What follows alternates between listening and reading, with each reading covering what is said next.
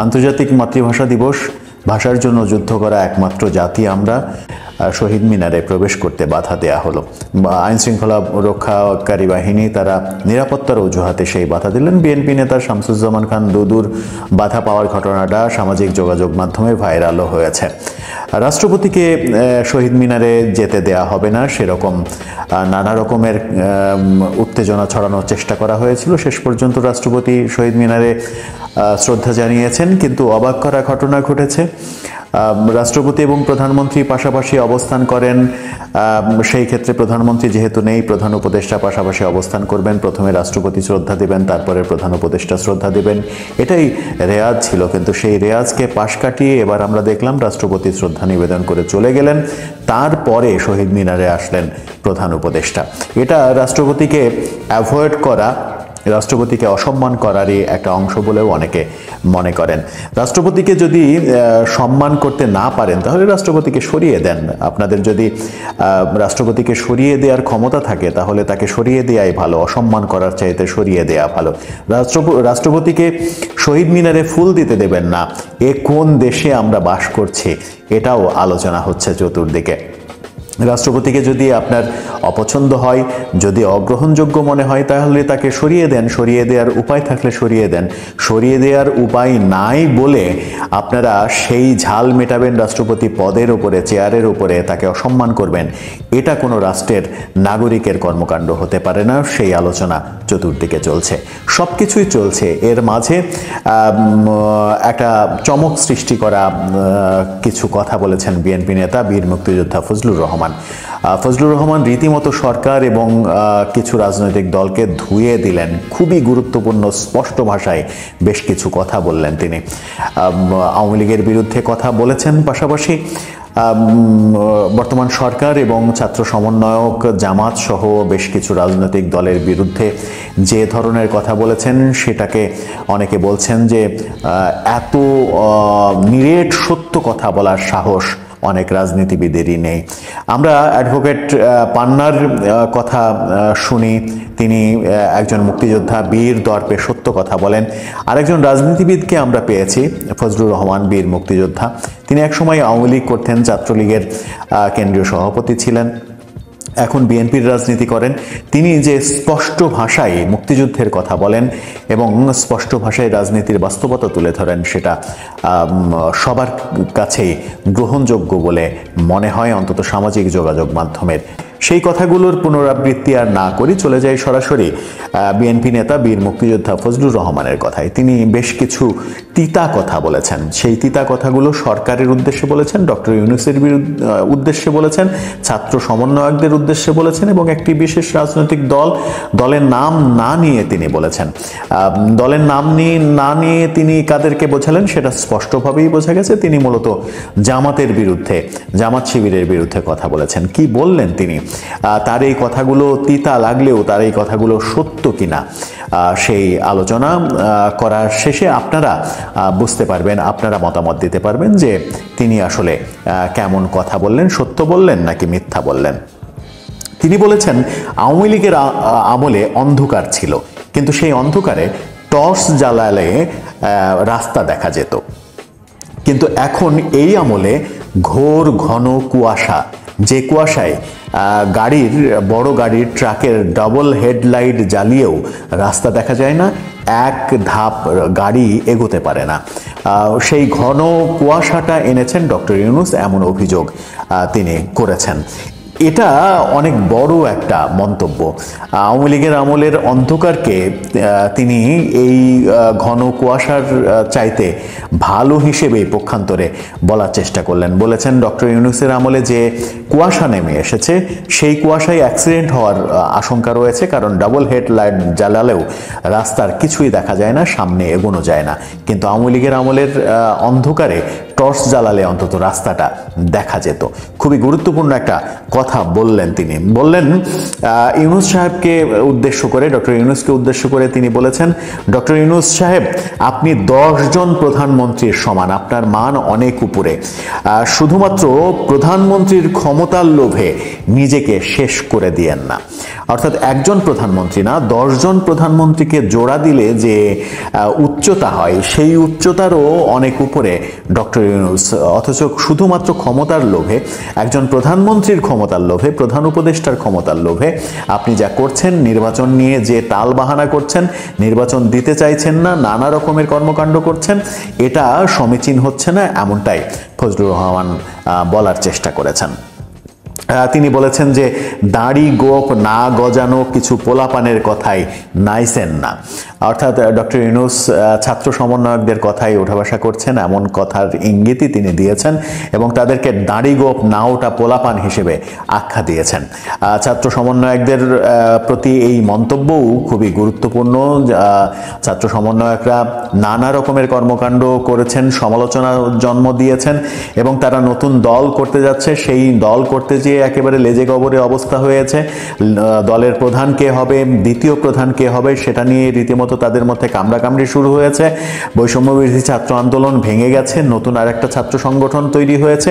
সব মিলিয়ে তাদের অবস্থা যখন একেবারেই তথৈবচ, ঠিক তখন ফজলুর রহমান মন্তব্য করলেন যে দাড়ি গোপ না ওঠা পোলাপানের কথাই ডক্টর ইউনূস চলছে, তাদের কথাই উঠাবাসা করছে।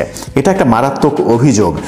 তিনি বলার চেষ্টা করেছেন যে স্বাধীনতা বিরোধীরা এখন সব কিছু দখল করতে চাইছে, ব্যাংক দখল করছে, হাসপাতাল দখল করছে, এটা দখল করছে, ওটা দখল করছে, সব জায়গায় দখল শেষে এখন ক্ষমতা দখল করতে চাইছে। এটা তিনি পরোক্ষভাবে বললেও এটা যে জামাতের দিকে ইঙ্গিত করেছেন সেটা স্পষ্টই বোঝা যায়। জামাতের প্রতি বিএনপির যে ক্ষোভ তৈরি হচ্ছে দিনে দিনে, সেই ক্ষোভটা আরও বেশি স্পষ্ট হচ্ছে। আমরা কুয়েটে দেখলাম, খুলনা ইঞ্জিনিয়ারিং বিশ্ববিদ্যালয়, সেখানে ছাত্রদল ছাত্র শিবিরের মারামারি দেখলাম এবং তারপরে দেশের একাধিক জায়গায় এরকম ঘটনা ঘটেছে। বিএনপির এক ধরনের প্রস্তুতিও চলছে ছাত্র শিবিরের বিরুদ্ধে অ্যাকশনে যাওয়ার, সেরকম খবর চতুর্দিক থেকে আসছে। ঠিক সেই সময় তিনি বলেছেন, ফজলুর রহমান বললেন স্বাধীনতা বিরোধীরা এখন সব কিছু দখল করতে চাইছে। তিনি বলেছেন যে খালেদা জিয়া তার আমলের বাইরে গত 17 বছর যাদেরকে তার স্নেহের শাড়ির আঁচলের নিচে সন্তানের মতো স্নেহে আগলে রেখেছিলেন, লুকিয়ে রেখেছিলেন, তারা আজ স্লোগান দেয় নৌকা আর ধানের শীষ, দুই সাপের একই বিষ।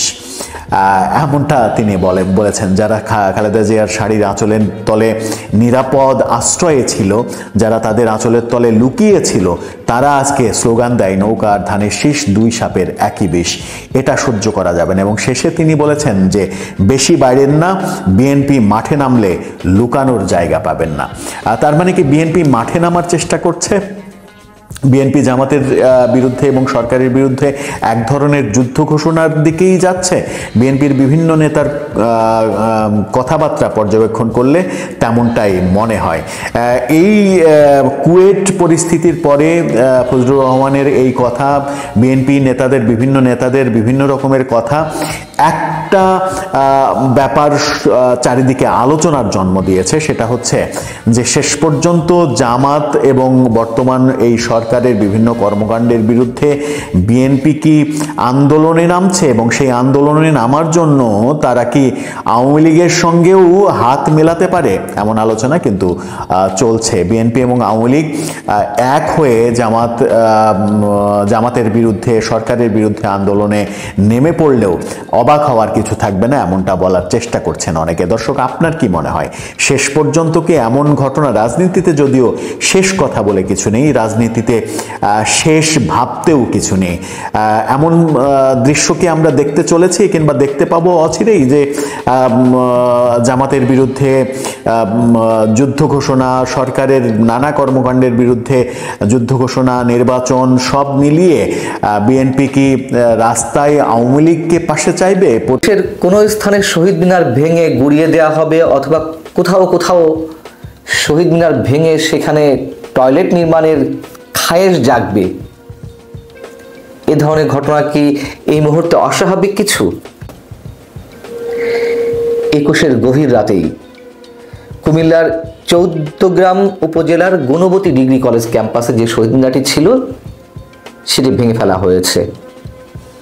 প্রথম প্রহরে যখন কলেজটির শিক্ষকেরা এবং স্থানীয় বিএনপি নেতাকর্মীরা শ্রদ্ধা জানিয়ে চলে গেলেন, তারপর গভীর রাতে রাত 2টার দিকে বিকট শব্দে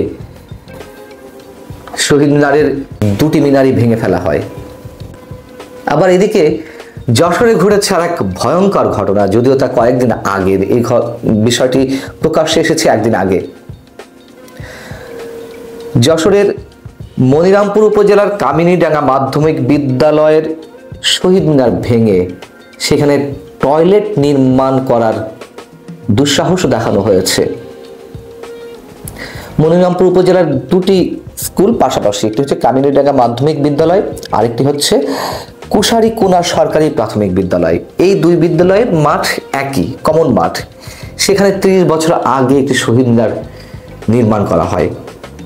এখন কুশারিকোনা সরকারি প্রাথমিক বিদ্যালয়ের প্রধান শিক্ষক সহ আর একজন শিক্ষক, দুই শিক্ষক, তারা কি এক গায়েবী নির্দেশে বা কি কারণে কেন জানি তাদের মনে হলো যে এখানে টয়লেট নির্মাণ করতে হবে। এটা তো ঠিক নয়, শহীদ মিনার আবার কিসের মিনার, এটা কি কাজে লাগে? অতএব এখানে টয়লেট নির্মাণ করতে হবে, টয়লেটই সবচেয়ে ভালো কাজ। তারা উদ্যোগ নিলেন গত 15 জানুয়ারি শহীদ মিনার ভেঙে সেখানে টয়লেট নির্মাণ করার। তো যখন কামিনীডাঙ্গা মাধ্যমিক বিদ্যালয়ের শিক্ষকেরা বা শিক্ষার্থীরা বাধা দিলেন, তারা শুনলো না, ভেঙে ফেলা হলো। পরবর্তী তারা সবাই মিলে লিখিত অভিযোগ দিল ইউএনের কাছে। ইউএন বিষয়টা আমলে নিলেন, মামলা করা হলো, দুজনকে আটক করা হলো। তার মধ্যে একজন আবার হিন্দু শিক্ষক। এখন হিন্দু শিক্ষক হয়েছে বিধায় তিনি অন্য কোনো আদর্শে বিশ্বাসী হতে পারবেন না তা তো নয়। আমরা তো জানি অনেক হিন্দু ধর্মের মানুষরা আবার কত কি সঙ্গে জড়িত। যা হোক, সে বিতর্কে না গেলাম। আবার এর মধ্যে কোনো ষড়যন্ত্র আছে কিনা আমি জানি না। তো তাদেরকে আটক করা হলো। আটক করার পরে যখন আদালতে সোপর্দ করা হলো, তাদের দুজনের জামিন মঞ্জুর হয়েছে গত 2 দিন আগে।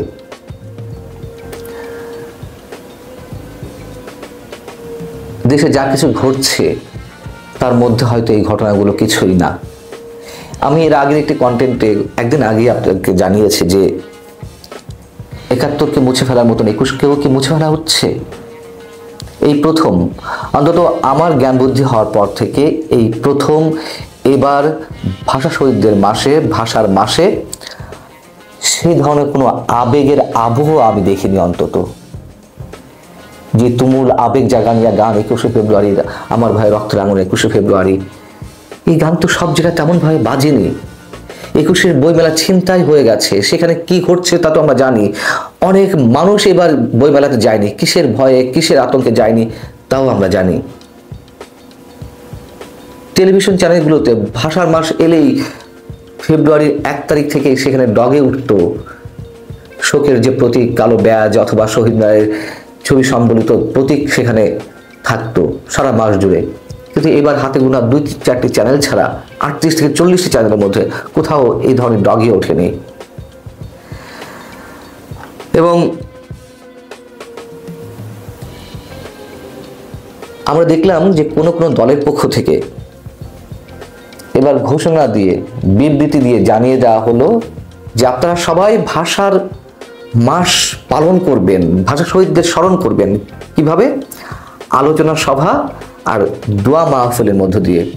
দোয়া মাহফিল তো হতেই পারে, যারা শহীদ হয়েছেন যার যার ধর্মীয় অবস্থান থেকে দোয়ার আয়োজন করতে পারেন, তারা প্রার্থনা আয়োজন করতে পারেন যার যার ধর্মীয় অবস্থান থেকে, সেখানে তো কোনো বাধা নেই।